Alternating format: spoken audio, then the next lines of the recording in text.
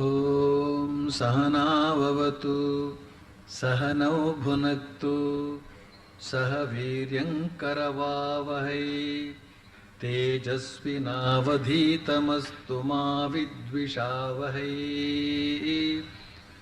ಓಂ ಶಾಂತಿ ಶಾಂತಿ ಶಾಂತಿ. ಹರಿ ಓಂ.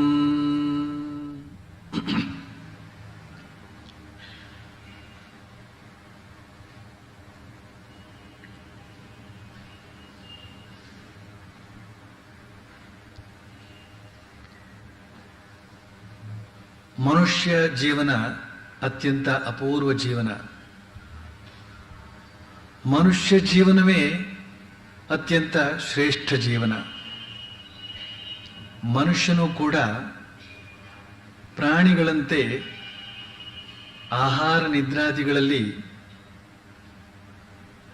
ಆಸಕ್ತನಾಗಿರೋದೇನೋ ನಿಜವೇ. ಆದರೆ ಯಾವ ಪ್ರಾಣಿಯೂ ಮಾಡಲಾಗದ ಒಂದು ಕಾರ್ಯವನ್ನ ಕೇವಲ ಮನುಷ್ಯ ಮಾತ್ರ ಮಾಡಬಲ್ಲ. ಯಾವುದು ಆ ಕಾರ್ಯ?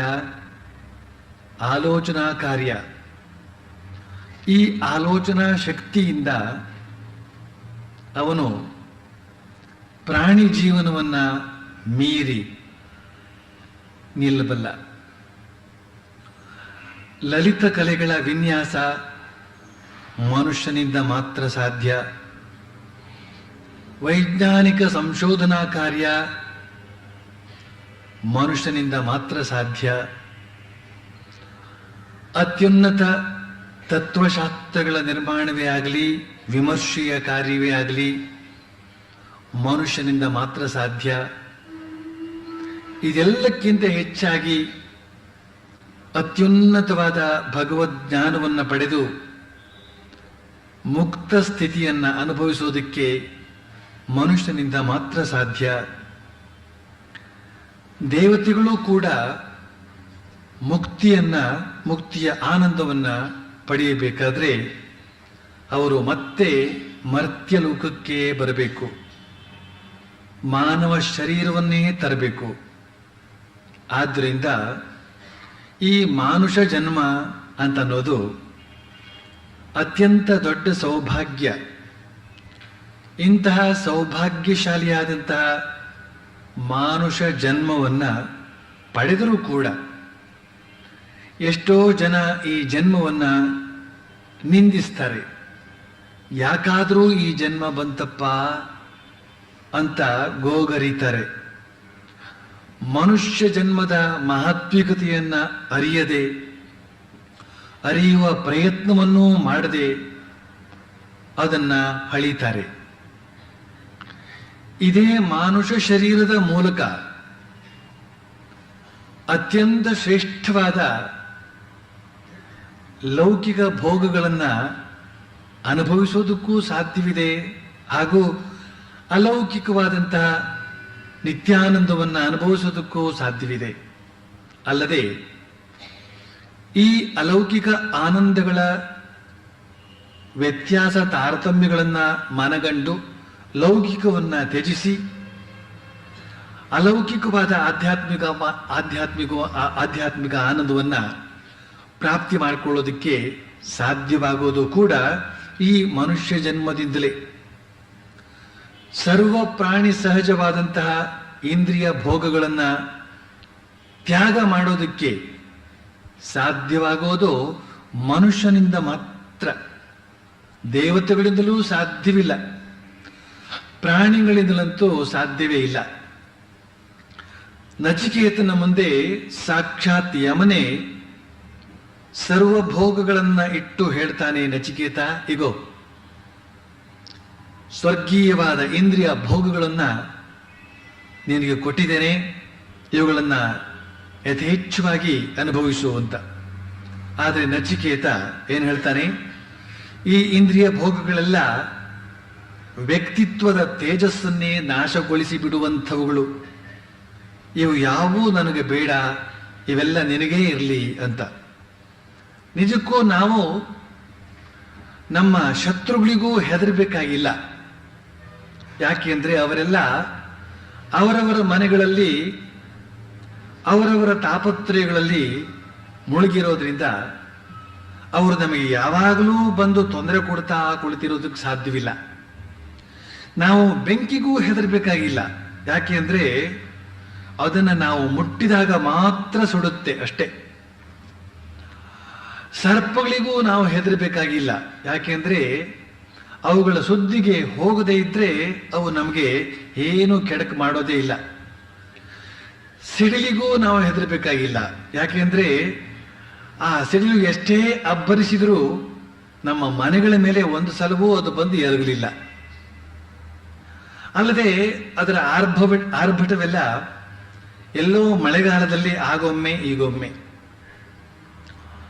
ಆದರೆ ನಾವು ನಿಜಕ್ಕೂ ಹೆದರಬೇಕಾದ್ದು ನಮ್ಮ ಇಂದ್ರಿಯಗಳಿಗೆ.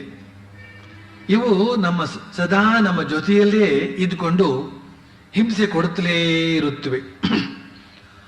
ಮಾನಹಾನಿಯಂತಹ ಅಪಾಯಕ್ಕೆ ಗುರಿಪಡಿಸುತ್ತಲೇ ಇರುತ್ತವೆ. ಶ್ರೀರಾಮಕೃಷ್ಣರು ಹೇಳುವ ಹಾಗೆ ಗದ್ದೆಗಳಲ್ಲಿ ನೀರು ನಿಲ್ಲಬೇಕಾದ್ರೆ ಇಲಿಗಳು ಕೊರೆದಿರುವಂತಹ ತೂತುಗಳನ್ನು ಮುಚ್ಚಬೇಕು ಅಂತ. ನಮ್ಮ ಶರೀರದಲ್ಲಿರುವಂತಹ ಪಂಚೇಂದ್ರಿಯಗಳೇ 5 ತೂತುಗಳು. ಕಾಮ ಅಂತನ್ನುವ ಇಲಿ ಈ ತೂತುಗಳ ಮೂಲಕವೇ ಹೋಗಿ ಬರ್ತಾ ಇರುತ್ತದೆ. ಗದ್ದೆಯ ತೂತುಗಳಿಂದ ನೀರು ನಷ್ಟವಾದ ಹಾಗೆ ನಮ್ಮ ಇಂದ್ರಿಯಗಳು ಅಂತನ್ನುವ ತೂತುಗಳಿಂದ ಶರೀರ ಶಕ್ತಿ, ಮನಃಶಕ್ತಿ ನಷ್ಟವಾಗುತ್ತೆ. ವಿವೇಕ ಚೂಡಾಮಣಿಯಲ್ಲಿ ಒಂದು ಮಾತಿದೆ, ಶಬ್ದಾದಿಭಿ ಪಂಚಭಿರೇವ ಪಂಚ ಪಂಚತ್ವಮಾಪು ಸ್ವಗುಣೇನ ಬದ್ಧಾಃ ಕುರಂಗ ಮಾತಂಗ ಪತಂಗ ಮೀನ ಭೃಂಗಾ ನರಃ ಪಂಚಭಿರಂಚಿತಕ್ಕಿಂ.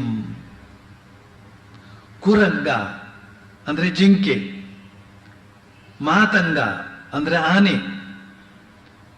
ಈ ಜಿಂಕೆ, ಆನೆ, ಪತಂಗ, ಮೀನು ಹಾಗೂ ಭೃಂಗ ಅಂದ್ರೆ ದುಂಬಿ, ಈ 5 ತಮ್ಮ ಒಂದೊಂದು ಇಂದ್ರಿಯದ ಆಕರ್ಷಣೆಗೆ ಒಳಗಾಗಿಯೇ ಮರಣಕ್ಕೆ ಗುರಿಯಾಗುತ್ತವೆ.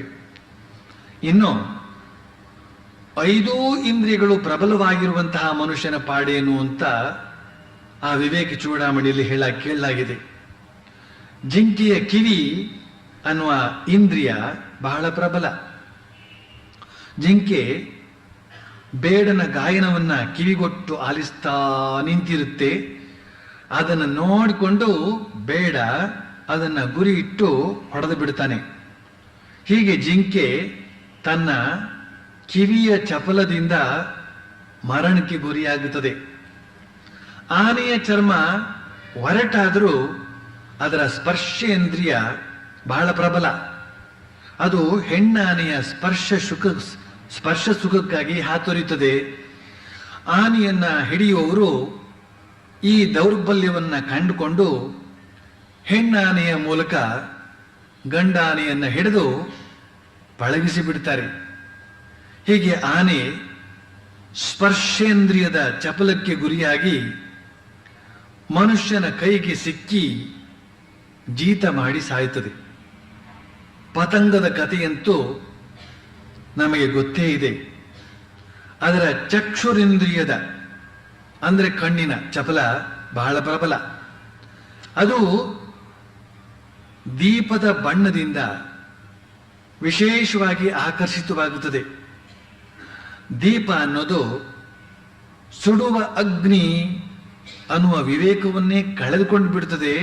ದೀಪದ ಬೆಳಕನ್ನು ಕಂಡಾಗ ದೀಪವನ್ನೇ ತಬ್ಬಿಕೊಳ್ಳೋದಕ್ಕೆ ಹೋಗುತ್ತೆ, ಮರುಕ್ಷಣದಲ್ಲೇ ಸುಟ್ಟೋಗುತ್ತೆ. ಇನ್ನು ಮೀನು, ಈ ಮೀನಿನ ರಸನೇಂದ್ರಿಯ ನಾಲಿಗೆ ಬಹಳ ಪ್ರಬಲ. ನಾಲಿಗೆಯ ಚಪಲಕ್ಕೆ ಅದು ಗಾಳದಲ್ಲಿ ಸಿಕ್ಕಿಸಿದಂತಹ ಎರೆಯನ್ನು ನುಂಗುತ್ತದೆ. ಆದರೆ ಎರೆಯಲ್ಲಿ ಸಿಕ್ಕಿಸಿದಂತಹ ಗಾಳದ ಮುಳ್ಳು ಅದರ ಗಮನಕ್ಕೆ ಬಂದಿರೋದೇ ಇಲ್ಲ. ಎರೆಹುಳುವನ್ನು ನುಂಗಿ ಆನಂದದಿಂದ ಆ ಕಡೆ ಹೊರಟು ಹೋಗಬೇಕು ಅಂತನ್ನುವಷ್ಟರಲ್ಲಿ ಈ ಕಡೆ ಗಾಳ ಹಾಕಿದವನು ಗಾಳವನ್ನು ಎಳಿತಾನೆ. ಮೀನು ಅವನ ಕೈಗೆ ಸಿಗುತ್ತೆ. ಅಲ್ಲಿಗೆ ಅದರ ಕತೆ ಮುಗಿಯಿತು. ಭೃಂಗ ಅಂದ್ರೆ ದೊಂಬಿ. ಇದು ಹೂವಿನ ಪರಿಮಳದಿಂದ ಆಕರ್ಷಿತವಾಗಿ ಕಮಲ ಪುಷ್ಪದ ಒಳಗೆ ಪ್ರವೇಶ ಮಾಡಿ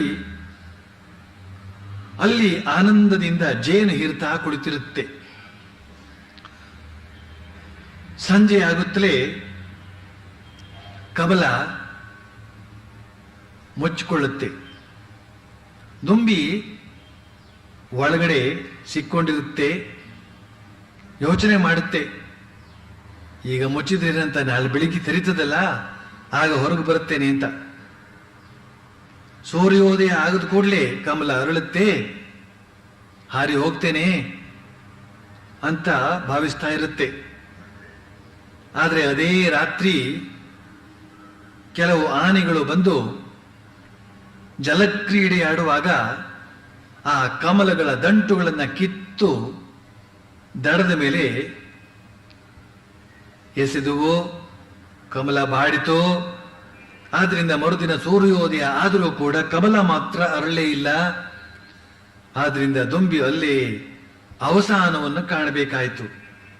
ಹೀಗೆ ಒಂದೊಂದೇ ಇಂದ್ರಿಯದ ಚಾಪಲ್ಯದಿಂದಲೇ ಆ ಪ್ರಾಣಿಗಳು ಮರಣವನ್ನ ಅಪ್ಪುವಂತಾದಾಗ ಇನ್ನು ಈ 5 ಇಂದ್ರಿಯಗಳು ಪ್ರಬಲವಾಗಿರುವಂತಹ ಮಾನವನ ಗತಿ ಏನು?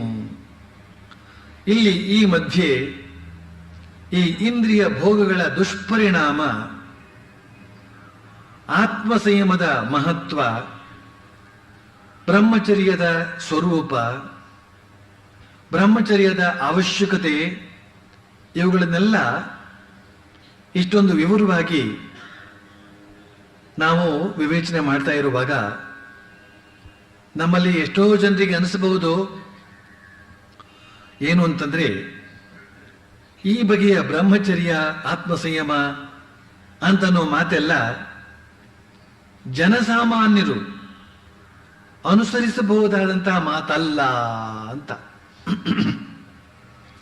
ಈ ಜಗತ್ತಿನಲ್ಲಿ ಅಸಂಖ್ಯಾತ ಜನರಿದ್ದಾರೆ.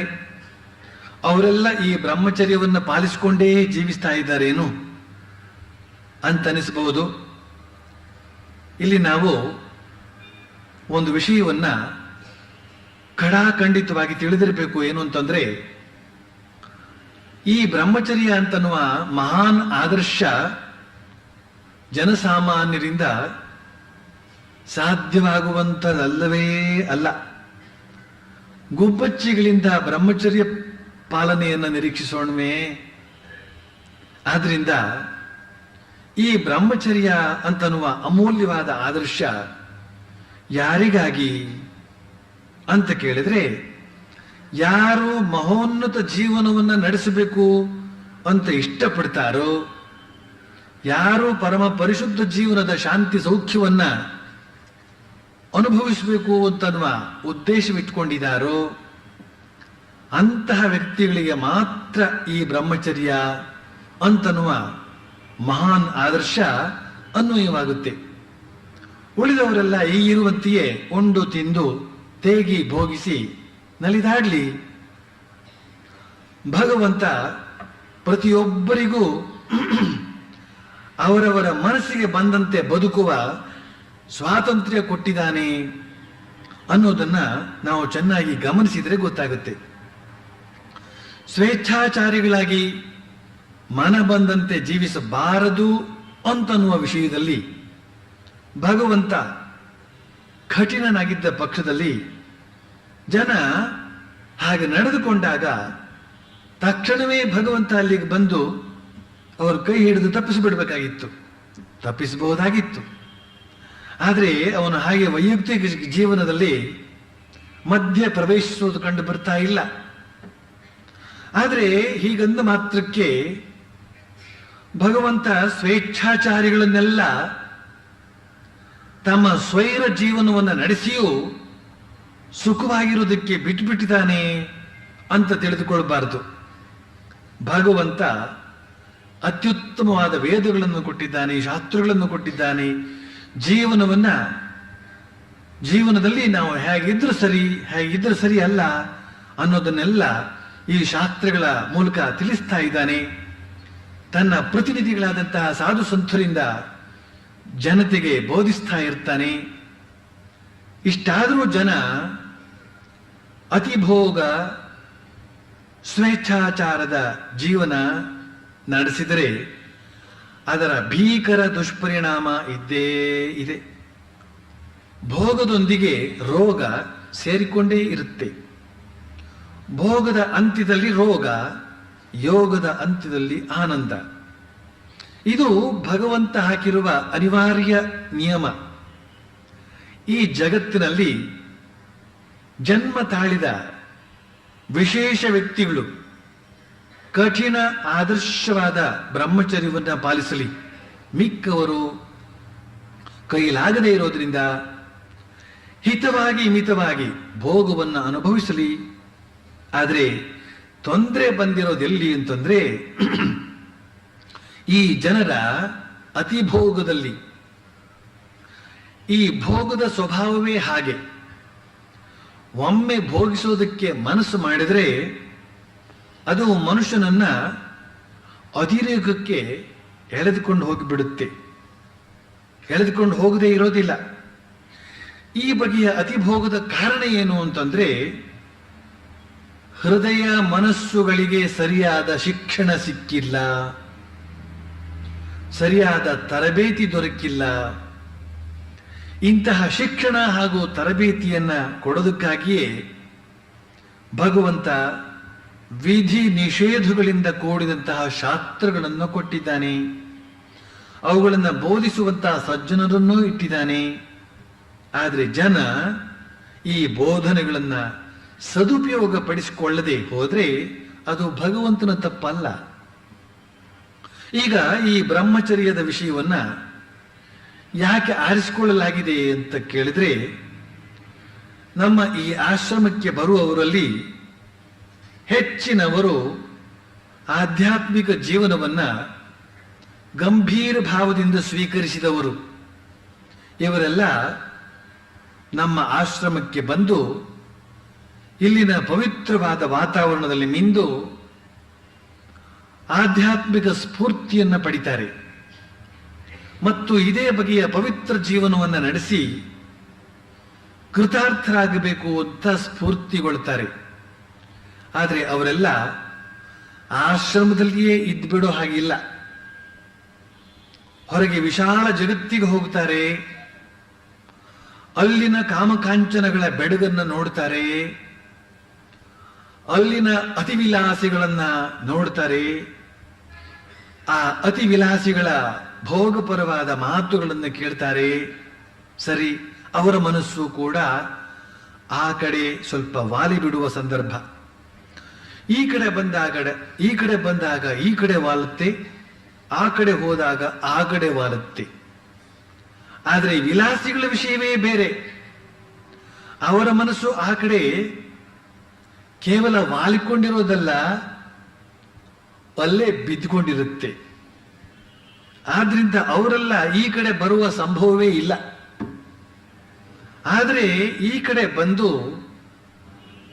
ಇಲ್ಲಿನ ಪವಿತ್ರ ಜೀವನವನ್ನ ಮನತುಂಬ ಮೆಚ್ಚಿ ಈ ಬಗೆಯ ಜೀವನವನ್ನೇ ನಡೆಸಬೇಕು ಅಂತ ಬಯಸುವವರಿಗೆ ಆದರ್ಶದ ಶುದ್ಧ ರೂಪವನ್ನ ತೋರಿಸೋದಕ್ಕೆ ಇಷ್ಟಪಟ್ಟು ಈ ಬ್ರಹ್ಮಚರ್ಯದ ವಿಷಯವನ್ನ ಉಪನ್ಯಾಸಕ್ಕೆ ಆರಿಸಿಕೊಳ್ಳಲಾಗಿದೆ. ನಾವೆಲ್ಲ ಒಂದು ವಿಷಯವನ್ನು ಚೆನ್ನಾಗಿ ನೆನಪಿಟ್ಕೊಂಡಿರ್ಬೇಕು. ಏನು ಅಂತಂದ್ರೆ, ಈ ಆದರ್ಶ ಅಂತನ್ನೋದು ಹಿಮಾಲಯದ ಗೌರೀಶಂಕರ ಪರ್ವತದಂತೆ ಬಹಳ ಎತ್ತರವಾದ್ದು. ಆದರ್ಶ ಯಾವಾಗಲೂ ಅತಿ ಎತ್ತರ. ಅದನ್ನು ಏರುವ ಪ್ರಯತ್ನವೇ ಸಾಧನೆ, ಹೋರಾಟ. ಹಿಮಾಲಯದ ಶಿಖರವನ್ನ ಏರುವವರ ಕಥೆಯನ್ನ ನೀವು ಕೇಳೇ ಇದ್ದೀರಿ. ಇಂದಿಗೂ ಕೂಡ ಪರ್ವತಾರೋಹಿಗಳು ಆ ಶಿಖರವನ್ನ ಮೆಟ್ಟಿ ಬರುವ ಸಾಹಸ ಮಾಡುತ್ತಲೇ ಇದ್ದಾರೆ. ಕೆಲವರು ಯಶಸ್ವಿಗಳಾಗಿದ್ದಾರೆ, ಕೆಲವರು ಹೋರಾಟದಲ್ಲಿ ವೀರ ಸ್ವರ್ಗವನ್ನು ಪಡೆದಿದ್ದಾರೆ, ಅಂದ್ರೆ ಮಡಿದಿದ್ದಾರೆ. ಉಳಿದವರೆಲ್ಲ ಮಡಿದವರ ಕತೆ ಕೇಳಿ ದೂರದಲ್ಲೇ ನಿಂತು ನಮಸ್ಕರಿಸ್ತಾ ಇದ್ದಾರೆ. ಇನ್ನು ಕೆಲವರು ಯೋಚಿಸ್ತಾ ಇದ್ದಾರೆ, ಆಹಾ, ಆ ಶಿಖರವನ್ನ ಕೆಳಗಿಳಿಸಿ ನೆಲಮಟ್ಟದಲ್ಲಿ ಇಟ್ಟಿದ್ರೆ ನಾವು ಅದರ ಮೇಲೆ ಏರಬಹುದಾಗಿತ್ತಲ್ಲ ಅಂತ.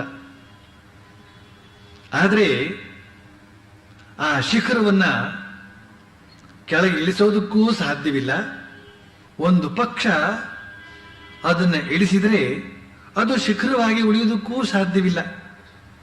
ಹಾಗೇನೇನೆ ಬ್ರಹ್ಮಚರ್ಯ ಅನ್ನುವ ಶಿಖರೋಪಮ ಆದರ್ಶವನ್ನ ಏರೋದಕ್ಕೆ ಹಲವರು ಪ್ರಯತ್ನಿಸ್ತಾರೆ, ಕೆಲವರು ಯಶಸ್ವಿಗಳಾಗ್ತಾರೆ, ಇನ್ನು ಕೆಲವರು ಬಿದ್ದು ಹೋಗುತ್ತಾರೆ. ಬಿದ್ದು ಹೋಗುವವರನ್ನು ಕಂಡು ಉಳಿದವರೆಲ್ಲ ಕೆಲವರು ನಗುವವರುಂಟು, ಉಳಿದವರು ದೂರದಿಂದಲೇ ಆ ಬ್ರಹ್ಮಚರ್ಯ ಶಿಖರವನ್ನು ನೋಡಿ ಕೈ ಮುಗಿಯುವವರುಂಟು. ಇನ್ನು ಕೆಲವರು ಆ ಬ್ರಹ್ಮಚರ್ಯದ ಆದರ್ಶವನ್ನ ಕೆಳಗಿಳಿಸಿಕೊಡುವಂತೆ ಕೇಳಿಕೊಳ್ತಾ ಇದ್ದಾರೆ. ಅಂದ್ರೇನು, ಭೋಗವನ್ನು ಅನುಭವಿಸ್ತಾ ಇದ್ರೂ ಬ್ರಹ್ಮಚರ್ಯವನ್ನು ಪಾಲಿಸುವ ಕ್ರಮವನ್ನು ಹೇಳಿಕೊಡಿ ಅಂತ. ಆದರೆ ಬ್ರಹ್ಮಚರ್ಯವೆಲ್ಲಿ, ಭೋಗವೆಲ್ಲಿ? ಬ್ರಹ್ಮಚರ್ಯದ ಆದರ್ಶಕ್ಕೆ ನಾವು ಏರುವ ಹೋರಾಟ ಮಾಡಬೇಕಲ್ಲದೆ ಆ ಬ್ರಹ್ಮಚರ್ಯದ ಆದರ್ಶವನ್ನೇ ಭೋಗದ ಬಯಲಿಗೆ ಇಳಿಸಿದರೆ ಅದು ಬ್ರಹ್ಮಚರ್ಯ ಹೇಗಾದೀತು? ಸ್ವಾಮಿ ವಿವೇಕಾನಂದರು ರಾಷ್ಟ್ರದ ಯುವಕ ಯುವತಿಯರಿಗೆ ಮುಖ್ಯ ಪ್ರಾಣನಾದ ಮಹಾವೀರನ ಆದರ್ಶವನ್ನು ಕೊಡ್ತಾರೆ. ಬ್ರಹ್ಮಚರ್ಯ ಅಂದ್ರೆ ಆಂಜನೇಯ ಸ್ವಾಮಿ, ಆಂಜನೇಯ ಸ್ವಾಮಿ ಅಂದ್ರೆ ಬ್ರಹ್ಮಚರ್ಯ. ಮಹಾಶಕ್ತಿವಂತನಾದಂತಹ, ಮಹಾಬುದ್ಧಿವಂತನಾದಂತಹ, ಮಹಾಗುಣವಂತನಾದಂತಹ ಮಹಾವೀರನ ಆ ಬಗೆಯ ಉನ್ನತ ವ್ಯಕ್ತಿತ್ವಕ್ಕೆ ಅವನ ಅಖಂಡ ಬ್ರಹ್ಮಚರ್ಯವೇ ಮೂಲ ಕಾರಣ. ಸ್ವಾಮಿ ವಿವೇಕಾನಂದರು ಹೇಳ್ತಾರೆ, ಒಬ್ಬ ಬ್ರಹ್ಮಚಾರಿ 25 ಜನ ಮಾಡುವಷ್ಟು ಕೆಲಸ ಕಾರ್ಯಗಳನ್ನ ಮಾಡಬಲ್ಲ ಅಂತ. ಈ ಮಾತನ್ನು ಕೇಳಿದಾಗ ನಮಗೆ ಬ್ರಹ್ಮಚರ್ಯದ ಅಮಿತ ಶಕ್ತಿಯ ಒಂದು ಕಲ್ಪನೆಯಾಗುತ್ತೆ. ಹಾಗೇನೇನೆ ಈ ಮಾತನ್ನು ಕೇಳಿದಾಗ ನಮ್ಮ ಮನಸ್ಸಿನಲ್ಲೊಂದು ಪ್ರಶ್ನೆ ಹೇಳೋದಕ್ಕೆ ಸಾಧ್ಯವಿದೆ. ಏನು ಅಂತಂದ್ರೆ, ನಮ್ಮ ರಾಷ್ಟ್ರದಲ್ಲಿ ಎಷ್ಟೋ ಜನ ಬ್ರಹ್ಮಚಾರಿಗಳೆಲ್ಲ ಇದ್ದಾರಲ್ಲ, ಅವರಿಂದ ಮಹಾವೀರನಿಂದ ಸಾಧ್ಯವಾಗುವಷ್ಟು ಕೆಲಸ ಕಾರ್ಯಗಳು ಸಾಧ್ಯವಾದದ್ದು ಕಂಡು ಬರೋದಿಲ್ವಲ್ಲ ಅಂತ. ನಿಜ. ಇದಕ್ಕೆ ಉತ್ತರ ಏನು ಅಂತಂದ್ರೆ, ಅವರೆಲ್ಲ ಅವಿವಾಹಿತರೇ ಹೊರತು ಬ್ರಹ್ಮಚಾರಿಗಳು ಅಂತ ಕರೆಯೋದಕ್ಕಾಗೋದಿಲ್ಲ. ಅವರಿಗೆಲ್ಲ ಮದುವೆ ಒಂದಾಗಿಲ್ಲ ಅಷ್ಟೇ. ಮದುವೆ ಆಗದೇ ಇದ್ದ ಮಾತ್ರಕ್ಕೆ ಒಬ್ಬನನ್ನ ನಾವು ಬ್ರಹ್ಮಚಾರಿ ಅಂತ ಕರೆಯೋದಕ್ಕೆ ಸಾಧ್ಯವಿಲ್ಲ. ಹಾಗೇನೇನೆ ಮದುವೆ ಆದ ಮಾತ್ರಕ್ಕೆ ಸಂಪೂರ್ಣ ನಾಶವಾಗಿ ಬಿಟ್ಟ ಅಂತ ಹೇಳೋದಕ್ಕೂ ಸಾಧ್ಯವಿಲ್ಲ. ಇದು ಒಂದು ವಿಚಾರವಾದರೆ, ಮದುವೆಯಾಗದೆ ಬ್ರಹ್ಮಚಾರಿಯಾಗಿದ್ದುಕೊಂಡು ಕೂಡ ಸ್ವಾಮಿ ವಿವೇಕಾನಂದರು ಹೇಳಿದಂತಹ ವ್ಯಕ್ತಿತ್ವ ಕಂಡು ಬರೋದಿಲ್ವಲ್ಲ ಯಾಕೆ ಅನ್ನೋ ಪ್ರಶ್ನೆಗೆ ಇನ್ನೊಂದು ಉತ್ತರ ಇದೆ. ಏನು ಅಂತಂದ್ರೆ, ಆತ ಈ ಜನ್ಮದಲ್ಲಿ ಮೊದಲ ಬಾರಿಗೆ ಬ್ರಹ್ಮಚರ್ಯವನ್ನು ಪಾಲಿಸೋದಕ್ಕೆ ಇನ್ನೂ ಪ್ರಾರಂಭಿಸ್ತಾನೆ ಅಷ್ಟೇ ಅಂತ. ಬ್ರಹ್ಮಚರ್ಯವನ್ನ ಒಂದೇ ಜೀವನದ ಅವಧಿಯಲ್ಲಿ ಯಾರಾದರೂ ಸಿದ್ಧಿಸಿಕೊಂಡಿದ್ರೂ ಕೂಡ ಅವರ ಹಿಂದಿನ ಹಲವಾರು ಜನ್ಮಗಳಲ್ಲಿ ಆ ಪ್ರಯತ್ನ ನಡೆದಿತ್ತು ಅಂತಲೇ ಅರ್ಥ. ಆದ್ದರಿಂದ ಹೊಸದಾಗಿ ಬ್ರಹ್ಮಚರ್ಯವನ್ನ ಶುರು ಮಾಡಿದವರಿದ್ದ ಸ್ವಾಮಿ ವಿವೇಕಾನಂದರು ಹೇಳಿದಂತಹ ಈ ಮಾತನ್ನ ನಿರೀಕ್ಷಿಸುವ ಹಾಗಿಲ್ಲ. ಈಗ ಇನ್ನೊಂದು ಪ್ರಶ್ನೆ ಹೇಳ್ಬಹುದು, ಏನು ಅಂತಂದ್ರೆ, ಬ್ರಹ್ಮಚರ್ಯವನ್ನ ಪಾಲಿಸ್ತಾ ಹಲವು ವರ್ಷಗಳೇ ಆದವರಲ್ಲೂ ಅಂತಹ ವಿಶೇಷವೇನೋ ಕಂಡು ಬರ್ತಾ ಇಲ್ವಲ್ಲ, ಯಾಕೆ ಅಂತ. ಇದಕ್ಕೆ ಉತ್ತರ ಏನು ಅಂತಂದ್ರೆ, ಅಂಥವರಲ್ಲಿ ಏನೋ ಒಂದು ಮನೋರೋಗ ಒಳಗಡೆ ಇದೆ ಅಂತ. ಮನೋರೋಗ ಅಂದ್ರೆ ಏನು ಅಂತಂದ್ರೆ, ಸ್ತ್ರೀ ಸಂಘಕ್ಕೆ ಸಂಬಂಧಪಟ್ಟಂತಹ ಯಾವುದೋ ಒಂದು ಸಣ್ಣ ಆಸೆ ಅವರ ಮನಸ್ಸಿನ ಮೂಲೆಯಲ್ಲಿ ಅವರಿಗೆ ಅರಿವಿಲ್ಲದಂತೆ ಉಳಿದುಕೊಂಡಿದೆ ಅಂತ ಅರ್ಥ ಮಾಡಿಕೊಳ್ಬೇಕು. ಕೇವಲ ಲೈಂಗಿಕ ಭೋಗವನ್ನ ಅನುಭವಿಸದೇ ಇದ್ದ ಮಾತ್ರಕ್ಕೆ ಒಬ್ಬ ಬ್ರಹ್ಮಚಾರಿಯೂ ಆಗಲಾರ, ಅದು ಬ್ರಹ್ಮಚರ್ಯವೂ ಆಗಲಾರದು. ಯೇಸು ಕ್ರಿಸ್ತ ಹೇಳಿದಂತಹ ಮಾತನ್ನ ನೀವು ನೆನಪು ಮಾಡಿಕೊಳ್ಬೇಕು. ಯಾರು ಸ್ತ್ರೀಯನ್ನ ಕಾಮದ ಕಣ್ಣಿಂದ ಕಾಣ್ತಾನೋ ಅವನು ತನ್ನ ಹೃದಯದಲ್ಲಿ ಅದಾಗಲೇ ವ್ಯಭಿಚಾರ ಮಾಡಿಬಿಟ್ಟಾಗಿದೆ ಅಂತ. ಇದಕ್ಕೂ ಬಲವಾದ ಇನ್ನೊಂದು ಮಾತನ್ನು ನಾವು ಕಠ ರುದ್ರೋಪನಿಷತ್ ಅದರಲ್ಲಿ ಕಾಣಬಹುದು. ಅದರಲ್ಲಿ 8 ಬಗೆಯ ಮೈಥುನದ ಅಂದ್ರೆ ಸಂಭೋಗದ ವಿಷಯವನ್ನು ಹೇಳಲಾಗಿದೆ. ದರ್ಶನಂ ಸ್ಪರ್ಶನಂ ಕೇಲಿಹಿ, ಕೀರ್ತನಂ ಗುಹ್ಯ ಭಾಷಣಂ, ಸಂಕಲ್ಪೋಧ್ಯವಸಾಯಶ್ಚ ಕ್ರಿಯಾ ನಿರ್ವೃತ್ತಿರೇವಚ, ಏತನ್ ಮೈಥುನಮಷ್ಟಾಂಗಂ ಪ್ರವದಂತಿ ಮನೀಷಿಣಃ, ವಿಪರೀತಂ ಬ್ರಹ್ಮಚರ್ಯಂ ಅನುಷ್ಠೇಯಂ ಮುಮುಕ್ಷುಭಿಃ ಅಂತಂದ್ರೆ, ದರ್ಶನ, ಸ್ಪರ್ಶನ, ಕೇಳಿ, ಕೀರ್ತನ, ಗುಹ್ಯ ಭಾಷಣ, ಸಂಕಲ್ಪ, ಅಧ್ಯವಸಾಯ, ಕ್ರಿಯಾ ನಿವೃತ್ತಿ ಅಂತ ಹೀಗೆ 8 ವಿಧದ ಮೈಥುನಗಳಿವೆ ಅಂತ ಜ್ಞಾನಿಗಳು ಹೇಳ್ತಾರೆ.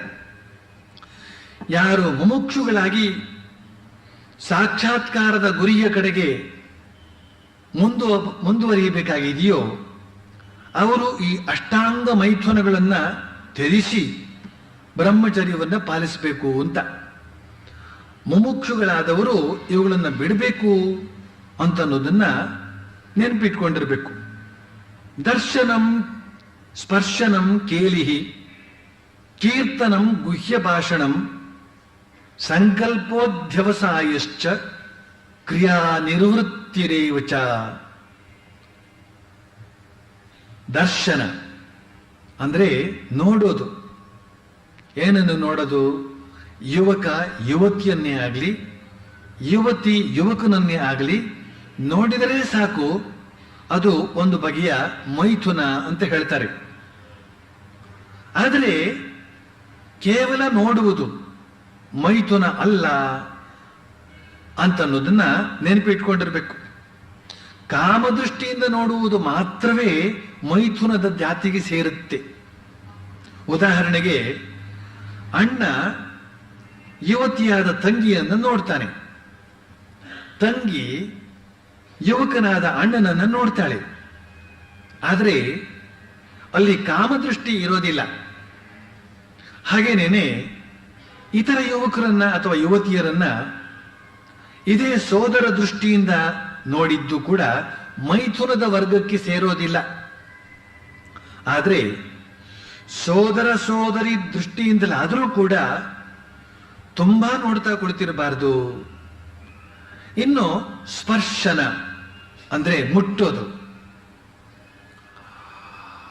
ಕೇಳಿ ಅಂದ್ರೆ ಆಡೋದು, ಕೀರ್ತನ ಅಂದ್ರೆ ಪರಸ್ಪರರ ರೂಪಗಳನ್ನ ಕುರಿತಾಗಿ ಮೆಚ್ಚಿಕೊಂಡು ಅದೇ ವಿಷಯವಾಗಿ ಮಾತನಾಡೋದು.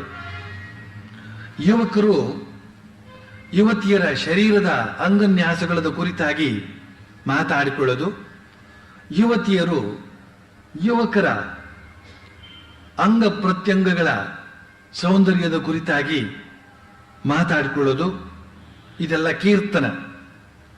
ಗುಹ್ಯ ಭಾಷಣ ಅಂದ್ರೆ ಯುವತಿಯ ಹತ್ರ, ಯುವಕನ ಹತ್ರ ಏಕಾಂತದಲ್ಲಿ ಗುಟ್ಟಾಗಿ ಮಾತನಾಡೋದು. ಇದಕ್ಕೆ ಗುಹ್ಯ ಭಾಷಣ ಅಂತ ಹೆಸರು. ಆಮೇಲೆ 8ನೇದು ಕ್ರಿಯಾ, ಅಂದ್ರೆ ಸಂಪೂರ್ಣ ಸೇರಿಕೊಳ್ಳತಕ್ಕಂಥದ್ದು. ಇತ್ಯಾದಿಯಾಗಿ 8 ಬಗೆಯ ಮೈಥುನಗಳನ್ನು ಹೇಳಿದ್ದಾರೆ.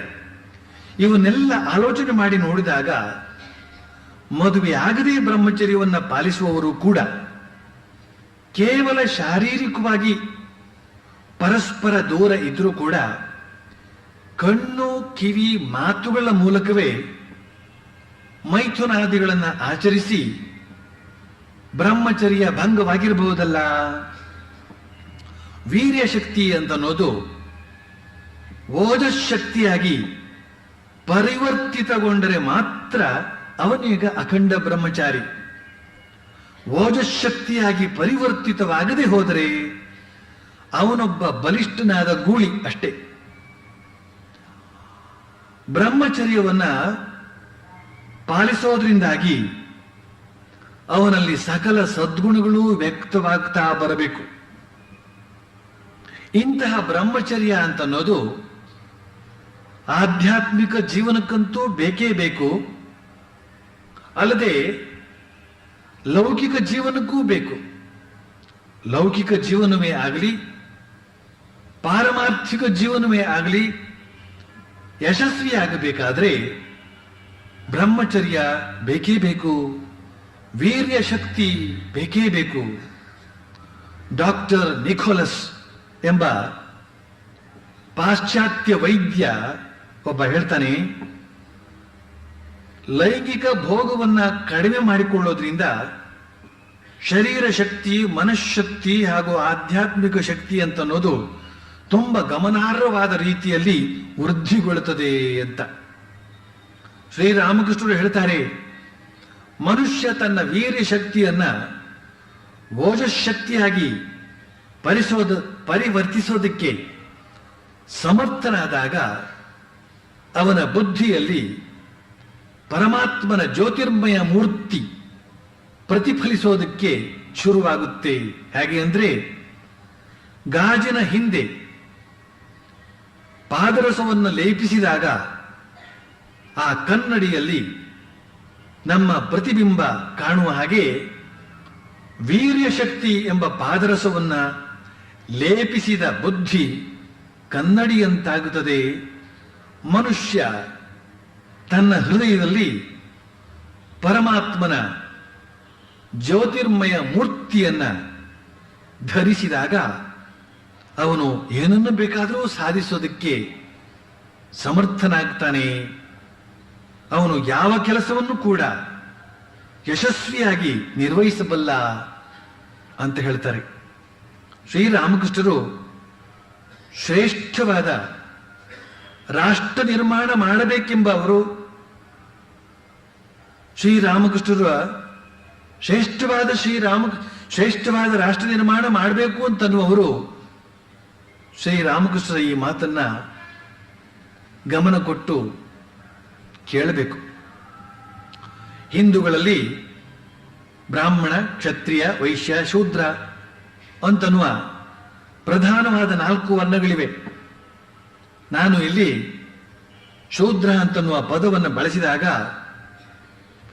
ದಯವಿಟ್ಟು ನನ್ನ ಅಪಾರ್ಥ ಮಾಡಿಕೊಳ್ಳಬಾರದು. ಕೇವಲ ವಿವರಣೆಯ ಉದ್ದೇಶಕ್ಕಾಗಿ ಆ ಶಬ್ದವನ್ನು ಬಳಸಲಾಗಿದೆ ಅಷ್ಟೇ. ಈಗ ಈ 4 ಪ್ರಧಾನ ವರ್ಣಗಳಲ್ಲಿ ಮೊದಲಿನ 3 ವರ್ಣದವರಿಗೆ ಮಾತ್ರ 4 ಆಶ್ರಮಗಳನ್ನ ಹೇಳಲಾಗಿದೆ. ಅವು ಯಾವುವು ಅಂತಂದ್ರೆ ಬ್ರಹ್ಮಚರ್ಯ ಆಶ್ರಮ, ಗೃಹಸ್ಥಾಶ್ರಮ, ವಾನಪ್ರಸ್ಥಾಶ್ರಮ ಹಾಗೂ ಸನ್ಯಾಸಾಶ್ರಮ. ಇಂದಿನ ದಿನಗಳಲ್ಲಿ ನಾವು ಈ ಯಾವ ಆಶ್ರಮ ಧರ್ಮವನ್ನು ಅದರ ಶುದ್ಧ ರೂಪದಲ್ಲಿ ಕಾಣ್ತಾ ಇಲ್ಲ. ಮನುಧರ್ಮ ಶಾಸ್ತ್ರದಲ್ಲಿ ಹಾಗೂ ಇತರ ಸ್ಮೃತಿಗಳಲ್ಲಿ ಈ 4 ಆಶ್ರಮದ ವ್ಯಕ್ತಿಗಳು ಯಾವ ಯಾವ ನಿಯಮಗಳನ್ನ ಆಚರಿಸ್ತಾ ಜೀವನ ನಡೆಸಬೇಕು ಅಂತನ್ನುವ ವಿವರಪೂರ್ಣವಾದ ವರ್ಣನೆ ಇದೆ. ಆದರೆ ಅವುಗಳನ್ನೆಲ್ಲ ತಿಳಿದು ನಡೆಯುವವರು ಯಾರಿದ್ದಾರೆ? ಇಂದು ನಮ್ಮ ಕಣ್ಣು ಮುಂದೆ ಕಾಣುವಂತಹ ಬ್ರಹ್ಮಚರ್ಯ ಆಶ್ರಮ ಅಂತಂದ್ರೆ ಮದುವೆ ಆಗದೇ ಇರುವಂತಹ ಯುವಕ ಯುವತಿಯರು ಅಷ್ಟೇ. ಇವರನ್ನೇ ನೀವು ಬ್ರಹ್ಮಚಾರಿಣಿಯರು ಅಂತ ತಿಳಿದುಕೊಂಡು ಸಮಾಧಾನ ಪಟ್ಕೊಳ್ಬೇಕು ಅಷ್ಟೇ. ಅವರಲ್ಲಿ ನಿಜವಾದ ಬ್ರಹ್ಮಚರ್ಯ ಇದೆಯೋ ಇಲ್ವೋ ಅಂತ ಅನ್ನೋದನ್ನು ನೋಡೋದಕ್ಕೆ ಹೋಗಬಾರದು. ಯಾಕೆ ಅಂದ್ರೆ ಗುಟ್ಟು ಬಯಲಾಗ್ಬಿಡುತ್ತೆ. ಇನ್ನು ಇಂದಿನ ಗೃಹಸ್ಥಾಶ್ರಮಿಗಳು ಅಂದ್ರೆ ಯಾರ್ಯಾರಿಗೆ ಮದುವೆ ಆಗಿದೆಯೋ ಅವರೆಲ್ಲ ಗೃಹಸ್ಥಾಶ್ರಮಿಗಳು ಅಂತ ನಾವು ಭಾವಿಸಬೇಕು ಅಷ್ಟೇ. ಗೃಹಸ್ಥಾಶ್ರಮಕ್ಕೆ ಅನುಗುಣವಾದ ಜೀವನ ಕ್ರಮ ಇದೆಯೋ ಇಲ್ವೋ ಅಂತ ಪತ್ತೆ ಹಚ್ಚುವುದಕ್ಕೆ ಹೋಗಬಾರದು. ಅಲ್ಲದೆ ನಿಜವಾದ ಗೃಹಸ್ಥಾಶ್ರಮ ಅಂದ್ರೇನು ಅಂತ ಇಂದು ಯಾರಿಗೂ ತಿಳಿದೇ ಇರೋದ್ರಿಂದ ವೈದಿಕರಾದ ಪುರೋಹಿತರಲ್ಲೂ ಈ ಗೃಹಸ್ಥಾಶ್ರಮದ ಗುಣಧರ್ಮಗಳು ಪ್ರಕಾಶಮಾನವಾಗಿ ಕಾಣದೇ ಇರೋದ್ರಿಂದ ಮದುವೆ ಮಾಡಿಕೊಂಡು ಸಂಸಾರ ಮಾಡಿದವರನ್ನೆಲ್ಲ ನಾವು ಇವತ್ತು ಗೃಹಸ್ಥಾಶ್ರಮಿಗಳು ಅಂತ ತಿಳಿದುಕೊಳ್ಳಬೇಕಾಗಿದೆ. ಇನ್ನು ವಾನಪ್ರಸ್ಥಾಶ್ರಮಿಗಳು, ಈ ವಾನಪ್ರಸ್ಥಾಶ್ರಮ ಅನ್ನೋ ಹೆಸರೇ ಇಂದು ಅಳಿಸಿ ಹೋಗಿದೆ. ವಾನರ ಪ್ರಸ್ಥಾಶ್ರಮ ಇದ್ದಿರಬಹುದು. ಆದ್ರಿಂದ ವಾನಪ್ರಸ್ಥಾಶ್ರಮಿಗಳೇ ಇಲ್ಲ ಅಂತ ಹೇಳಬೇಕಾಗಿದೆ. ಅಥವಾ ಮದುವೆ ಆಗದೇ ಇರುವವರನ್ನ ನಾವು ಬ್ರಹ್ಮಚಾರಿಗಳು ಅಂತ ತಿಳಿದುಕೊಳ್ಳೋ ಹಾಗೆಯೇ ಮದುವೆ ಆದವರನ್ನೆಲ್ಲ ಗೃಹಸ್ಥರು ಅಂತ ತಿಳಿದ ಹಾಗೆಯೇ ರಿಟೈರ್ಡ್ ಆದವರನ್ನೆಲ್ಲ ನಾವು ವಾನಪ್ರಸ್ಥಾಶ್ರಮಿಗಳು ಅಂತ ಭಾವಿಸಬೇಕಾಗಿದೆ. ಇನ್ನು ಸನ್ಯಾಸಿಗಳ ಸಮಾಚಾರ. ದೇಶದಲ್ಲಿ ಸಹಸ್ರಾರು ಸನ್ಯಾಸಿಗಳೇನೋ ಇದ್ದಾರೆ. ಆದರೆ ಅವರಲ್ಲಿ ನಮಗೆ ಪ್ರಕಾಶಮಾನವಾಗಿ ಕಾಣುವುದು ಅಂದ್ರೆ ಅವರ ಕೇಸರಿ ಬಣ್ಣದ ಕಾವಿ ಬಟ್ಟೆ ಮಾತ್ರ ಅನ್ನೋ ಹಾಗಾಗಿದೆ. ಆದರೆ ನಾನು ಹೀಗೆ ಹೇಳಿದರೂ ಕೂಡ, ನಿಮಗೂ ಅದು ಸರಿ ಅಂತ ಅನಿಸಿದರೂ ಕೂಡ, ನಮ್ಮ ಪುಣ್ಯ ಭೂಮಿಯಾದ ಈ ಭರತಖಂಡದಲ್ಲಿ ಅಲ್ಲಲ್ಲಿ ಕೆಲವು ಉತ್ತಮ ಬ್ರಹ್ಮಚಾರಿಗಳಿದ್ದಾರೆ, ಅಲ್ಲಲ್ಲಿ ಕೆಲವು ಉತ್ತಮ ಗೃಹಸ್ಥರು ಇದ್ದಾರೆ, ಅಲ್ಲಲ್ಲಿ ಕೆಲವು ಉತ್ತಮ ವಾನಪ್ರಸ್ಥಾಶ್ರಮಿಗಳು ಇದ್ದಾರೆ, ಹಾಗೂ ಅಲ್ಲಲ್ಲಿ ಕೆಲವು ಆದರ್ಶಯುತ ಸನ್ಯಾಸಿಗಳು ಇದ್ದಾರೆ. ಅವರೆಲ್ಲರಿಗೂ ನಮ್ಮ ಗೌರವ ಪೂಜ್ಯತೆ ಸಲ್ಲುತ್ತದೆ. ಆದರೆ ನಮ್ಮ ವಿಶಾಲವಾದ ಬೃಹತ್ತಾದ ರಾಷ್ಟ್ರದ ಸುಸ್ಥಿತಿಗೆ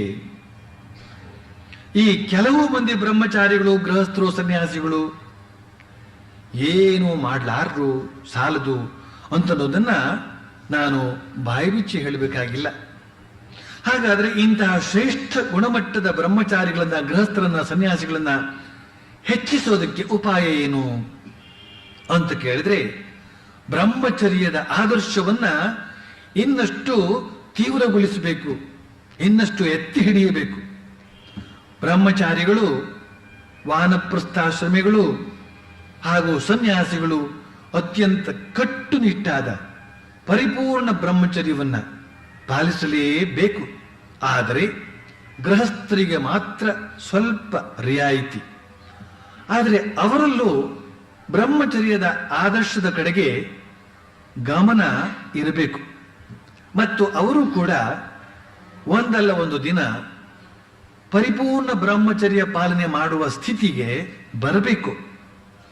ಗೃಹಸ್ಥನಾಗಿಯೂ ಯಾವನು ವಿವಾಹವಾದ ಕೆಲವು ವರ್ಷಗಳಲ್ಲಿ ರತಿ ಜೀವನವನ್ನ ಬಿಟ್ಟು ಸಾಧನೆ ಮಾಡಿ ಕೆಳಗೆ ಹರಿಯುವ ವೀರ್ಯವನ್ನ ಮೇಲಕ್ಕೆ ಹರಿಯಿಸಿ ಓಜಸ್ಸನ್ನಾಗಿ ಪರಿವರ್ತಿಸಿಕೊಳ್ತಾನೋ ಅಂಥವನನ್ನ ಶ್ರೀರಾಮಕೃಷ್ಣರು ಧೈರ್ಯ ರೇಥಸ ಅಂತ ಕರೀತಾರೆ.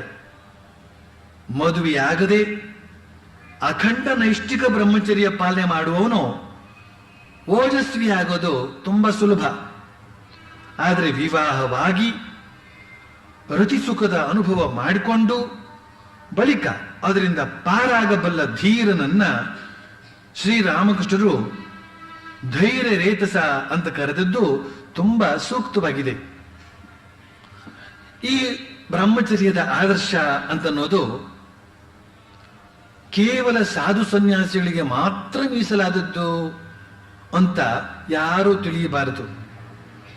ಈ ಬ್ರಹ್ಮಚರ್ಯ ಎಲ್ಲರಿಗೂ ಅತ್ಯವಶ್ಯಕವಾಗಿ ಬೇಕಾದ್ದು. ಯಾರು ದೇವರು, ಧರ್ಮ, ಆತ್ಮ, ವೇದ, ಪೂರ್ವಜನ್ಮ, ಪುನರ್ಜನ್ಮ ಇವುಗಳನ್ನೆಲ್ಲ ಲಕ್ಷಿಸೋದೇ ಇಲ್ವೋ ಅವರಿಗೂ ಕೂಡ ಈ ಬ್ರಹ್ಮಚರ್ಯದ ಅವಶ್ಯಕತೆ ಇದೆ. ಯಾಕೆ ಅಂದ್ರೆ ಶರೀರ ಶಕ್ತಿಯ ಮನಃಶಾಂತಿ ಅನ್ನೋದು ಎಲ್ಲರಿಗೂ ಬೇಕಾದ್ದೇ. ಆದ್ರಿಂದ ಕೇವಲ ಲೌಕಿಕರಾದವರು ಕೂಡ ಶಕ್ತಿಶಾಲಿಯಾದ ಜೀವನವನ್ನು ನಡೆಸಬೇಕಾದ್ರೆ ಒಂದು ಬಗೆಯ ಸಂಯಮದ ಜೀವನ ಅವರು ನಡೆಸಲೇಬೇಕಾಗುತ್ತೆ. ಆದರೆ ಅಖಂಡ ಬ್ರಹ್ಮಚಾರಿಗಳ ಹಾಗೂ ಸಾಧು ಸನ್ಯಾಸಿಗಳ ಕಥೆಯೇ ಬೇರೆ. ಅವರು ಷಟ್ ಸಂಪತ್ತಿ ಉಳ್ಳವರು. ಷಟ್ ಸಂಪತ್ತಿ ಅಂದ್ರೆ 6 ಬಗೆಯ ಸಂಪತ್ತು: ಶಮ, ದಮ, ಉಪರತಿ, ತಿತಿಕ್ಷಾ, ಸಮಾಧಾನ, ಶ್ರದ್ಧಾ ಅಂತನ್ನುವ ಈ ಸಂಪತ್ತು ಉಳ್ಳವರು. ಈ ಸಂಪತ್ತು ಕಳ್ಳರಿಂದ ಕದಿಯಲ್ಪಡುವಂಥದ್ದಲ್ಲ. ಈ ಷಟ್ ಸಂಪತ್ತಿ ಇರುವವನೇ ಪರಿಪೂರ್ಣ ಬ್ರಹ್ಮಚಾರಿ. ಜನ ತಿಳಿದಿದ್ದಾರೆ ಈ ಜಗತ್ತಿನಲ್ಲಿ ರತಿ ಸುಖವೇ ಅತ್ಯಂತ ಉನ್ನತ ಮಟ್ಟದ ಸುಖ ಅಂತ. ಆದರೆ ಪಾಪ ಅವರಿಗೇನ್ ಗೊತ್ತು ಈ ಬ್ರಹ್ಮಚರ್ಯದ ಸುಖ? ಸ್ವಲ್ಪವೂ ಮನೋವಿಕಾರ, ಕಾಮವಿಕಾರ ಇಲ್ಲದಂತಹ ಬ್ರಹ್ಮಚರ್ಯವನ್ನ ಯಾರು ಪಾಲಿಸಿಕೊಂಡು ಬರ್ತಾರೋ ಅವರು ಭಗವಂತನ ಸಾಕ್ಷಾತ್ಕಾರ ಪಡೆಯದೇ ಇದ್ರೂ ಕೂಡ ಪರಮಾನಂದ ಭರಿತರಾಗಿರ್ತಾರೆ. ಅವರ ಶುದ್ಧ ಶರೀರ, ಶುದ್ಧ ಮನಸ್ಸು ಇವುಗಳಲ್ಲಿ ನಿರಂತರವಾಗಿ ಒಂದು ಬಗೆಯ ಆನಂದ ತಾನೇ ತಾನಾಗಿ ಇರುತ್ತೆ. ಇತರರು ರತಿಕ್ರೀಡೆಯಲ್ಲಿ ತೊಡಗಿದಾಗ ಮಾತ್ರ ಸ್ವಲ್ಪ ಆನಂದ. ಆ ಕ್ರಿಯೆ ಮುಗಿದ ಮೇಲೆ ಕೇವಲ ದುಃಖ. ಆದರೆ ಬ್ರಹ್ಮಚರ್ಯ ಪಾಲನೆ ಮಾಡಿದಂಥವನ ಶರೀರದಲ್ಲಿ ಸಾತ್ವಿಕ ಸುಖ ಅಂತನ್ನೋದು ನಿರಂತರವಾಗಿಯೂ ಇರುತ್ತೆ. ನಿಜಕ್ಕೂ ಬ್ರಹ್ಮಚರ್ಯ ಪಾಲನೆ ಮಾಡುವವರೇ ನಿಜವಾದ ರಾಷ್ಟ್ರಭಕ್ತರು ಅಂತ ಹೇಳಬೇಕಾಗುತ್ತೆ. ಯಾಕೆ ಅಂದ್ರೆ ಅವರಿಗೆ ಸ್ವಾರ್ಥ ಸುಖದ ಕಡೆಗೆ ಗಮನವಿಲ್ಲ. ಬ್ರಹ್ಮಚರ್ಯ ರಕ್ಷಣೆಗೆ ಧನ ಸಂಪತ್ತು ಬೇಡ, ಆಸ್ತಿಪಾಸ್ತಿಗಳೂ ಬೇಡ, ಹೆಸರು ಕೀರ್ತಿಗಳೂ ಬೇಡ. ಆದರೆ ವಿಲಾಸಿಗಳಿಗೆ ಇವೆಲ್ಲವೂ ಬೇಕು.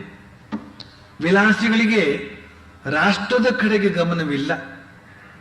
ಅವರ ಗಮನವೆಲ್ಲ ಸ್ವಾರ್ಥದ ಕಡೆಗೆ. ಸ್ವಾರ್ಥಿಗಳಿಂದ ಆಗೋದು ರಾಷ್ಟ್ರ ನಿರ್ಮಾಣವಲ್ಲ, ರಾಷ್ಟ್ರ ನಿರ್ನಾಮ. ಸ್ವಾಮಿ ವಿವೇಕಾನಂದರು ತಮ್ಮ ಸ್ವಾರ್ಥವನ್ನ ಬದಿಗೊತ್ತಿ ರಾಷ್ಟ್ರದ ಏಳಿಗೆಗಾಗಿ ಮಾಡಿದ ಮಹತ್ ಕಾರ್ಯಗಳು ನಮ್ಮ ಮನಸ್ಸಿನಲ್ಲಿ ಶಾಶ್ವತವಾಗಿ ನಿಂತಿದೆ. ಒಬ್ಬ ವಿವೇಕಾನಂದರಿಂದ ಇಂದು ಕೋಟಿಗಟ್ಟಲೆ ಜನ ಪ್ರಭಾವಿತರಾಗಿ ಸ್ಫೂರ್ತಿ ತಾಳೋದಕ್ಕೆ ಸಾಧ್ಯವಾಗಿರೋದನ್ನು ಗಮನಿಸಿದಾಗ ಪರಿಪೂರ್ಣ ಬ್ರಹ್ಮಚರ್ಯ ಪಾಲನೆ ಮಾಡಿದವನಿಂದ ಏನು ತಾನೇ ಸಾಧ್ಯವಿಲ್ಲ ಅಂತನ್ನೋದು ನಮ್ಮ ಗಮನಕ್ಕೆ ಬರುತ್ತೆ. ಶ್ರೀರಾಮಕೃಷ್ಣರು ವಿವಾಹಿತರಾದರೂ ಕೂಡ ಪರಮ ಪರಿಶುದ್ಧ ಬ್ರಹ್ಮಚರ್ಯ ಜೀವನ ನಡೆಸಿದ್ದರಿಂದಲೇ ಜನಕೋಟಿ ಇಂದು ಅವರನ್ನ ಬಗೆಬಗೆಯಿಂದ ಆರಾಧಿಸ್ತಾ ಇದೆ. ಶ್ರೀರಾಮಕೃಷ್ಣರ ಅದ್ಭುತ ಜೀವನ ಸಂದೇಶಗಳನ್ನ ಓದಿಕೊಂಡು ಜನ ತಮ್ಮ ಜೀವನವನ್ನು ರೂಪಿಸಿಕೊಳ್ಳುವಂತಾಗಿದೆ. ಈಗ ಇಲ್ಲೊಂದು ಪ್ರಶ್ನೆ ಹೇಳ್ಬಹುದು. ಏನು ಅಂತಂದ್ರೆ, ಶ್ರೀರಾಮಕೃಷ್ಣರ, ಸ್ವಾಮಿ ವಿವೇಕಾನಂದರ ಬ್ರಹ್ಮಚರ್ಯದ ಬಲವನ್ನು ಕಂಡು ಜನರೆಲ್ಲ ಮದುವೆ ಮಾಡಿಕೊಂಡು ಗೃಹಸ್ಥರಾಗಿರೋದನ್ನೇ ಬಿಟ್ಬಿಟ್ರೆ ಪ್ರಪಂಚ ನಡೆಯೋ ಬಗೆ ಹೇಗೆ? ಭಗವಂತನ ಸೃಷ್ಟಿ ಕಾರ್ಯ ಮುಂದುವರಿಯೋದು ಹೇಗೆ ಅಂತ. ಇವೆಲ್ಲ ಭಗವಂತನ ಸೃಷ್ಟಿ ಕಾರ್ಯದಲ್ಲಿ ನೆರವಾಗತಕ್ಕಂಥವರ ಮಾತು. ಆದರೆ ಸೃಷ್ಟಿಯ ಆದಿಯಿಂದಲೂ ಅಂದರೆ ವೇದ ಕಾಲದಿಂದಲೂ ಆತ್ಮ ಸಂಯಮದಿಂದ ಕೂಡಿದಂತಹ ಗೃಹಸ್ಥ ಜೀವನ ಹಾಗೂ ಸರ್ವಸಂಗ ಪರಿತ್ಯಾಗ ಮಾಡುವಂತಹ ಸನ್ಯಾಸ ಜೀವನ ಪ್ರಚಲಿತವಾಗಿತ್ತು. ಯದ ಹರೇವ ವಿರಜೇತ್ ತದ ಹರೇವ ಪ್ರವೃಜೇತ್ ಅಂತನ್ನುವ ಉಪನಿಷತ್ತಿನ ವಾಣಿಯ ಪ್ರಕಾರ ಯಾರಿಗೆ ಯಾವ ದಿನ ವೈರಾಗ್ಯ ಉತ್ಪನ್ನವಾಗುತ್ತೋ ಆ ದಿನವೇ ಅವನು ಸರ್ವಸಂಗ ಪರಿತ್ಯಾಗ ಮಾಡಿ ಸನ್ಯಾಸ ಪಡೆಯಬಹುದು ಅಂತ. ಸನಕ, ಸನಂದನ, ಸನಾತನ, ಸನತ್ಕುಮಾರ, ಶುಕ ಇವರೇ ಮೊದಲಾದವರು ಜನ್ಮದ ಆರಭ್ಯ ಸರ್ವಸಂಗ ಪರಿತ್ಯಾಗಗಳಾಗಿಯೇ ಉಳಿದುಕೊಂಡವರು. ಈಗ ಇಲ್ಲಿ ಇನ್ನೊಂದು ಪ್ರಶ್ನೆ ಹೇಳಬಹುದು. ಏನು ಅಂತಂದ್ರೆ, ಶಾಸ್ತ್ರಗಳು ಹೇಳುತ್ತವೆ ಹುಟ್ಟಿದ ಪ್ರತಿಯೊಬ್ಬನೂ ಕೆಲವಾರು ಕರ್ತವ್ಯಗಳನ್ನು ಈಡೇರಿಸಬೇಕಾಗಿದೆ. ದೇವರಣ, ಪಿತೃಋಣವೇ ಮೊದಲಾದವುಗಳು ಆ ಕರ್ತವ್ಯಗಳು. ಪಿತೃಋಣವನ್ನು ತೀರಿಸಬೇಕಾದ್ರೆ ವಿವಾಹವಾಗಿ ಸಂತಾನೋತ್ಪತ್ತಿಯನ್ನು ಮಾಡಬೇಕು. ಹಾಗೆ ಮಾಡಿದವನಿಗೆ, ಮಾಡದೇ ಇರುವವನಿಗೆ ಮುಕ್ತಿ ಇಲ್ಲ. ಹೀಗಿರುವಾಗ ಎಲ್ಲರೂ ಬ್ರಹ್ಮಚರ್ಯ ಪಾಲನೆ ಮಾಡಿಬಿಟ್ರೆ ಅವರೆಲ್ಲ ಕರ್ತವ್ಯ ಭ್ರಷ್ಟರಾಗೋದಿಲ್ವೇ ಅಂತ. ಇದಕ್ಕೆ ಒಂದನೇ ಉತ್ತರ ಏನು ಅಂತಂದ್ರೆ, ಇನ್ನೊಂದು ಉತ್ತರ ಏನು ಅಂತಂದ್ರೆ, ಶ್ರೀಮದ್ ಭಾಗವತದಲ್ಲಿ ಋಷಭದೇವನ ಮಗನಾದಂತಹ ಕರಭಜನ ಎಂಬವನು ಹೇಳ್ತಾನೆ, ಯಾರು ಪರಮ ಭಕ್ತಿಯಿಂದ ಪರಮಾತ್ಮನಾದ ಮುಕುಂದನ ಸಾಕ್ಷಾತ್ಕಾರಕ್ಕಾಗಿ ಎಲ್ಲ ಕೆಲಸ ಕಾರ್ಯಗಳನ್ನು, ಎಲ್ಲ ಕರ್ತವ್ಯಗಳನ್ನು ಬಿಟ್ಟು ಬಿಡ್ತಾನೋ ಅವನು ಯಾವ ಋಣಕ್ಕೂ ಬಾಧ್ಯನಾಗುವುದಿಲ್ಲ. ಅವನಿಗೆ ಋಷಿ ಋಣವೂ ಇಲ್ಲ, ದೇವಋಣವೂ ಇಲ್ಲ, ಪಿತೃಋಣವೂ ಇಲ್ಲ, ಭೂತಋಣವೂ ಇಲ್ಲ, ಯಾವ ಋಣವೂ ಇಲ್ಲ ಅಂತ. ಇನ್ನು ಕೆಲವರು ಈ ಬ್ರಹ್ಮಚರ್ಯದ ಬಗ್ಗೆ ಹೀಗೆ ಈ ರೀತಿಯಲ್ಲಿ ಪ್ರತಿವಾದ ಮಾಡುವವರು ಉಂಟು. ಏನು ಅಂತಂದ್ರೆ, ಮದುವೆ ಮಾಡಿಕೊಳ್ಳದೆ ಬ್ರಹ್ಮಚರ್ಯ ಪಾಲನೆ ಮಾಡಿದ್ರೆ ನಾನಾ ತರದ ರೋಗಗಳಿಗೆ ಕಾರಣವಾಗುತ್ತೆ ಅಂತ. ಇವರು ಯಾವ ಆಧಾರದ ಮೇಲೆ ಈ ವಾದ ಮಾಡ್ತಾರೆ ಅಂತಂದ್ರೆ, ಕೆಲವು ಬ್ರಹ್ಮಚಾರಿಗಳು, ಸನ್ಯಾಸಿಗಳು ಕಾಯಿಲೆ ಬೀಳೋದನ್ನು ನೋಡ್ತಾರೆ. ನೋಡಿ ಇದು ಬ್ರಹ್ಮಚರ್ಯವನ್ನು ಅತಿಯಾಗಿ ಪಾಲಿಸಿದ್ರ ಪರಿಣಾಮವಾಗಿ ಇರಬೇಕು ಅಂತ ಹೇಳ್ತಾರೆ ಅಷ್ಟೇ. ಆದ್ರೆ ಮದುವೆ ಆದವರು ಕೂಡ ಬಗೆ ಬಗೆಯಾದ ಕಾಯಿಲೆಗೆ ಗುರಿ ಆಗ್ತಾರಲ್ಲ, ಅದಕ್ಕೇನು ಹೇಳ್ತಾರೆ ಇವರು? ಡಾಕ್ಟರ್ ನಿಕೋಲಸ್ ಅಂತನ್ನುವ ಪಾಶ್ಚಾತ್ಯ ಚಿಂತಕನೊಬ್ಬ ಹೇಳ್ತಾನೆ, ವೈದ್ಯಶಾಸ್ತ್ರದ ಪ್ರಕಾರ ಪ್ರತಿಯೊಬ್ಬ ಸ್ತ್ರೀಯಲ್ಲೂ ಪುರುಷನಲ್ಲೂ ರಕ್ತದ ಅತ್ಯುತ್ತಮ ಅಂಶ ಅಂತನ್ನೋದು ರಜಸ್ಸು ಹಾಗೂ ವೀರ್ಯ ನಿರ್ಮಾಣವಾಗುವುದಕ್ಕೆ ಉಪಯೋಗಿಸಲ್ಪಡುತ್ತದೆ. ಆದರೆ ಯಾರು ಶುದ್ಧ ಜೀವನ ನಡೆಸ್ತಾರೋ ಅವರಲ್ಲಿ ಈ ರಜಸ್ಸು ಹಾಗೂ ವೀರ್ಯ ಅಂತನ್ನೋದು ಪುನಃ ಶರೀರದಲ್ಲೇ ಸೇರಿಕೊಳ್ಳುತ್ತೆ. ಅದು ಪುನಃ ರಕ್ತಕ್ಕೆ ಸೇರಿ ತನ್ಮೂಲಕ ಅತ್ಯಂತ ಉತ್ತಮ ಮಿದುಳು, ನರನಾಡಿ ಹಾಗೂ ಮಾಂಸಖಂಡಗಳಾಗುತ್ತವೆ. ಹೀಗೆ ಈ ಅದ್ಭುತ ವೀರಶಕ್ತಿ ಅಂತನ್ನೋದು ಪುನಃ ಶರೀರದಲ್ಲಿ ವಿಲೀನಗೊಂಡಾಗ ಮನುಷ್ಯ ನಿಜವಾದ ಮನುಷ್ಯನಾಗುತ್ತಾನೆ, ಬಲಿಷ್ಠನಾಗುತ್ತಾನೆ, ಧೈರ್ಯಶಾಲಿಯಾಗುತ್ತಾನೆ, ಸಾಹಸಿಯಾಗುತ್ತಾನೆ. ಆದರೆ ಈ ವೀರ್ಯಶಕ್ತಿಯನ್ನ ಅವನು ನಾಶಗೊಳಿಸಿಕೊಂಡಾಗ ಅವನು ಅಬಲೆಯಾದ ಹೆಣ್ಣಿಗಿಂತಲೂ ಕಡೆಯಾಗುತ್ತಾನೆ, ದುರ್ಬಲನಾಗುತ್ತಾನೆ, ಯಾವ ನಿರ್ಧಾರ ಮಾಡೋದಕ್ಕೂ ಸಾಧ್ಯವಿಲ್ಲದವನಾಗ್ತಾನೆ, ಮಂದಮತಿಯಾಗುತ್ತಾನೆ, ಅಂಗಾಂಗಗಳು ನಡುಗೋದಕ್ಕೆ ಪ್ರಾರಂಭವಾಗುತ್ತದೆ, ಬುದ್ಧಿ ಕೆಟ್ಟು ಹೋಗುತ್ತದೆ, ಬೇಗ ಸಾವನ್ನಪ್ಪುತ್ತಾನೆ ಅಂತ ಹೇಳ್ತಾನೆ ಡಾಕ್ಟರ್ ನಿಕೋಲಸ್. ನಾವು ಕೂಡ ನಮ್ಮ ಸುತ್ತಮುತ್ತ ಕಣ್ಣು ಹಾಯಿಸಿದಾಗ ಬ್ರಹ್ಮಚರ್ಯವಿಲ್ಲದ ದುರ್ಬಲರನ್ನ, ಬ್ರಹ್ಮಚರ್ಯ ಉಳ್ಳ ಸಬಲರನ್ನ ಖಂಡಿತವಾಗಿಯೂ ಕಾಣಬಹುದು. ಇವತ್ತಿಗೂ ಕೂಡ ಬಹಳ ಜನ ಯುವಕರು ವ್ಯಾಯಾಮಾದಿಗಳನ್ನು ಮಾಡಿ ಶಿಸ್ತುಬದ್ಧ ಜೀವನವನ್ನು ನಡೆಸಿ ಕಟ್ಟುಮಸ್ತಾದಂತಹ ಶರೀರವನ್ನು, ಆರೋಗ್ಯಕರವಾದಂತಹ ಶರೀರವನ್ನು ಇಟ್ಕೊಂಡಿರತಕ್ಕಂಥದ್ದನ್ನು ನಾವು ಅಪರೂಪಕ್ಕಾಗಿ ಆದರೂ ಕಾಣ್ತೇವೆ. ಆದರೆ ಇಂದಿನ ವಿದ್ಯಾಭ್ಯಾಸದ ಅವ್ಯವಸ್ಥೆ ಹಾಗೂ ದೋಷಗಳಿಂದಾಗಿ ಎಷ್ಟೋ ಜನ ಯುವಕ ಯುವತಿಯರು ತಮ್ಮ ಪರಿಶುದ್ಧ ಜೀವನವನ್ನು ಹಾಳು ಮಾಡಿಕೊಂಡು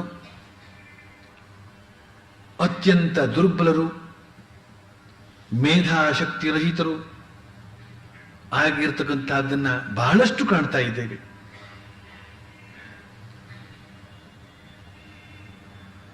ಬೇಕಾಬಿಟ್ಟಿಯಾದಂತಹ ಸ್ವೈರ ಜೀವನವನ್ನ ನಡೆಸಿ ನಾವೆಲ್ಲ ಸುಖವಾಗಿರಬೇಕಾದ್ದೇ ನಮ್ಮ ಯೌವನ ಧರ್ಮ, ಯೌವನದಲ್ಲೇ ಅದನ್ನೆಲ್ಲ ಮಾಡಲೇಬೇಕಾದ್ದು ಅಂತ ಹೇಳ್ತಕ್ಕಂತಹ ಯುವ ಜನಾಂಗದ ಒಂದು ಹೊಸ ಸಿದ್ಧಾಂತ ಇವತ್ತು ತಾನೇ ತಾನಾಗಿ ದೇಶದಾದ್ಯಂತ ಹರಡಿಕೊಂಡಿದೆ. ಇದರ ಪರಿಣಾಮವಾಗಿ ಬಹಳ ವೇಗವಾಗಿ ನಮ್ಮ ಸಮಾಜ ಅಂತ ಹೇಳ್ತಕ್ಕಂಥದ್ದು ಕುರಿಮಂದೆ ಆಗ್ತಾ ಇದೆ, ದುರ್ಬಲರ ಸಮಾಜ ಆಗ್ತಾ ಇದೆ. ಅದರಿಂದ ಪಾರಾಗಬೇಕು. ಸ್ವಾಮಿ ವಿವೇಕಾನಂದರು ಹೇಳಿದಂತೆ ಪುರುಷ ಸಿಂಹರನ್ನ ನಿರ್ಮಾಣ ಮಾಡತಕ್ಕಂತಹ ಶಿಕ್ಷಣ ಕೊಟ್ಟು ನಮ್ಮ ಯುವ ಜನತೆಯನ್ನು ಜಾಗೃತಗೊಳಿಸಬೇಕಾಗಿದೆ. ಶ್ರೀರಾಮಕೃಷ್ಣ ಹೇಳ್ತಾರೆ, ಯಾರು ಲೈಂಗಿಕ ಭಾವನೆಯನ್ನು ತ್ಯಜಿಸ್ತಾನೋ ಅವನು ಈ ಜಗತ್ತನ್ನೇ ಕಡೆಗಣಿಸಿ ನಿಲ್ಲಬಲ್ಲ.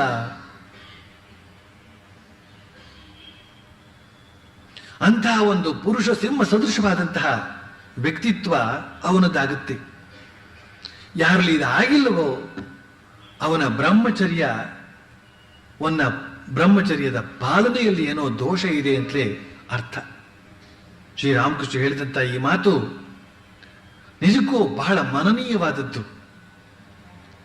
ನಿಜಕ್ಕೂ ಯಾರು ಇಂದ್ರಿಯ ಭೋಗವನ್ನು ತ್ಯಾಗ ಮಾಡಿದಾನೋ, ಹೊರಗಣ ವಿಷಯ ವಸ್ತುಗಳ ಕಡೆಗೆ ಓಡುವ ಮನಸ್ಸನ್ನ ತಡೆದು ನಿಲ್ಲಿಸ್ತಾನೋ, ಖಂಡಿತವಾಗಿ ತಿಳಿದುಕೊಳ್ಳಬೇಕು, ಅಂತವನ ಹೃದಯದಿಂದ ಭಗವಂತ ಬಹಳ ದೂರವೇನೂ ಇಲ್ಲ. ಭಗವಂತನ ವರ್ಚಸ್ಸು ಅವನ ಮೇಲೆ ಅದಾಗಲೇ ಬಿದ್ದಿದೆ ಅಂತಲೇ ಅರ್ಥ. ಈ ಜಗತ್ತಿನ ಯಾವ ಸುಖ ಭೋಗಕ್ಕೂ ಲಕ್ಷ್ಯ ಕೊಡದ ಈ ಆತ್ಮ ಸಂಯಮಿಯಿಂದ ಭಗವಂತ ದೂರ ಉಳಿದಿರಲಾರ. ಬಹುಬೇಗ ಅವನ ಮೇಲೆ ಭಗವಂತನ ಕೃಪೆ ಆಗಿಯೇ ಆಗುತ್ತದೆ. ಬ್ರಹ್ಮಚರ್ಯ, ಬ್ರಹ್ಮ ಅಂದ್ರೆ ಪರಮಾತ್ಮ ಅಂತಲೇ ಅರ್ಥ. ಪರಬ್ರಹ್ಮ, ಬ್ರಹ್ಮ ಅಂತ ಅನ್ನೋದಕ್ಕೆ 3 ಅರ್ಥ ಇದೆ.